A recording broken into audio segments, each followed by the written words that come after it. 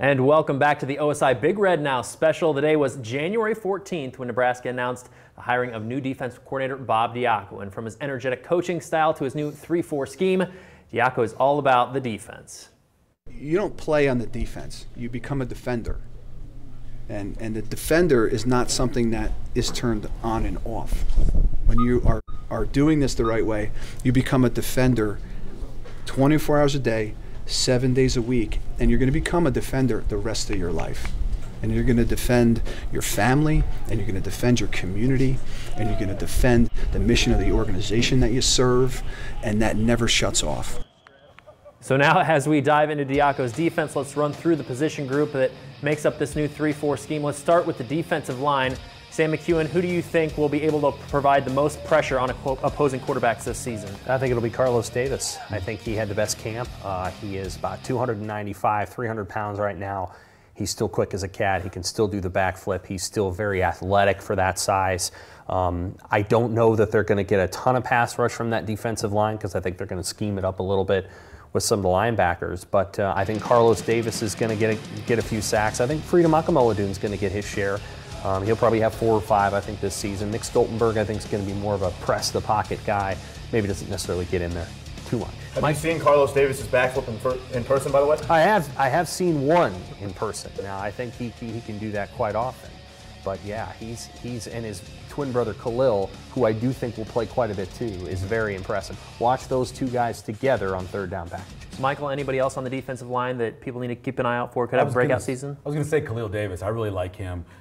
Coming in, I thought Khalil might have been a little ahead in terms of playing against the run. I thought maybe that would get him a chance to play before Carlos. But Carlos' pass rushing ability is so good. If you go back to Notre Dame and look at the places they got their sacks, they got it from the boundary side outside linebacker, Prince Shimbo, and they got it from that defensive end spot where Carlos Davis plays. And that's where the sacks are going to come from. If they get them, that's where they'll come from. Now taking a look at the group that makes up the rest of NU's front seven, the Huskers linebacking core is anchored by Chris Webber and Dedrick Young in the middle. But as for those Huskers competing for the spots on the outside of that group, Alex Davis will start at one of the outside backer positions. Michael, do you think he can be the player Bob Diaco expects at that spot? You mean the guy who will defend his family and defend his neighborhood and his community, all the above, organization, and all those things? That never shuts off, by the way. It should never shut off. You're a defender. Look, man, I love Bob Diaco.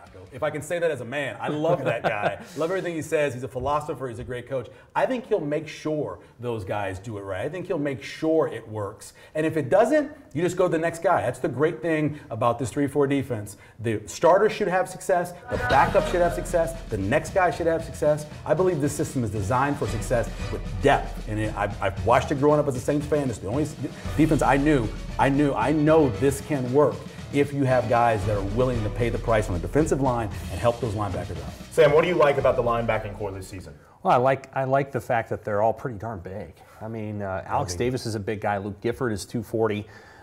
Chris Webber is 245. Dedrick Young is 245. Luke Gifford, I think, is the guy that has most benefited from this switch to a 3-4 scheme. It has turned him on fire.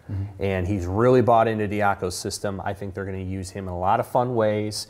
And he's going to be the guy that at the end of the year, you're going to look back and say, we didn't know a lot about that guy before this season, but now we do. That Lincoln Southeast grad, I think, is going to have a big season. Long arms, man. That's Long right. arms. And after Husker cornerback Chris Jones went down with an injury earlier this summer, many wondered if Joshua Klue would make the switch from cornerback to the safety spot. But after this praise from Bob Diaco in fall camp, Klue doesn't seem to be going anywhere. We all collectively believe that safety is his natural position. He would be a very, very good corner, maybe even a great corner. But in my mind, there's no doubt that he is and or will be one of the best safeties in the country, if not the very best safety in the country. Sam, from what you've seen from Klue at safety so far, do you agree with Diaco's very high praise? I agree with the sense that even when you watch Klue in previous years when he was a corner, the thing he did the best is he tackled. He was really good at doing that rugby tackle and getting around the legs. And he has a pretty good sense when he's covering off to know where the ball's going to go. And so I think that Diaco made that assessment of Klue really at the beginning of camp. So I think that Diaco saw those things on film as well. I think Klue's going to be fine, and I think he's paired with a guy in Aaron Williams who's also a good player, a little bit underrated player, and I think safety is going to be one of the strengths of the team. Michael? Yeah, in terms of Kalu, if he would have stayed at corner, he probably would have broken the record for the most tackles by a Nebraska corner. He was on pace to do that. As safety, I like the fact that he's got decent ball skills. He's a great tackler. Aaron Williams, I think, is the most underrated player on this defense. Even if you think he's the best, I still think he's underrated. I mean, he's going to be the captain in terms of what's going to happen on the field, making sure guys in the right spot. At the last second, he's going to make changes. And I really like him back there. I love talking to him at Big Ten Media Days. I think the kid gets it. I think he learned a lot over the last year. I think he'll be very good. Yeah, Aaron Williams showed a lot of personality at Big Ten Media Days. So Joshua Kalu definitely staying in safety, which means one Husker cornerback spot is still up in the air. Sophomore Lamar Jackson will be the starter on one side, and it looks like sophomore Eric Lee will get the start on the opposite boundary. But redshirt freshman DiCaprio Bootle should also factor into the equation. Michael, what do you like about both Lee and Bootle? This is where Sam and I differ.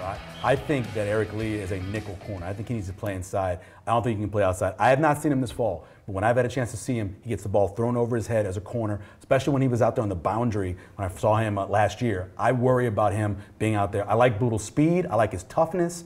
And I like Jeremiah Stofall behind them. I think he'll be good too. But I really think Lee should end up being the nickel guy if they're going to go to that defense. Sam, so you like Lee on the boundary. What do you like about him in that position? I think he's physical, and I think he's going to continue to grow in that role. But let me be clear that I think if you're looking for a question mark on defense, maybe even a weakness right now, it's corner. Lamar Jackson had one start last year. I don't think he looked great in that start. I think Eric Lee and DiCaprio Bootle are relatively unproven. And in my experience, when guys haven't had a lot of time on the field, you have to expect growing pains. You don't want to put too much on them right away. They're not going to be Deion Sanders right out of the box. Arkansas State, which is their first game's got good receivers. They're going to face good receivers against Oregon too. These kids will get tested early, and they may actually get beaten a few times. They got to take a few lumps before they improve. And I think Dante Williams, their position coach, is just going to have to coach them through those lumps. I'm worried about Lamar Jackson tackling. Really? I think if you watch him in the spring game, I think if you watch him last year, you got to be willing to tackle. And sometimes it seems like he's not all that willing. You give up a tackle in this defense, going to the house. You got to be gap sound. He's got to make his plays. And if he misses a tackle, they're in trouble. Still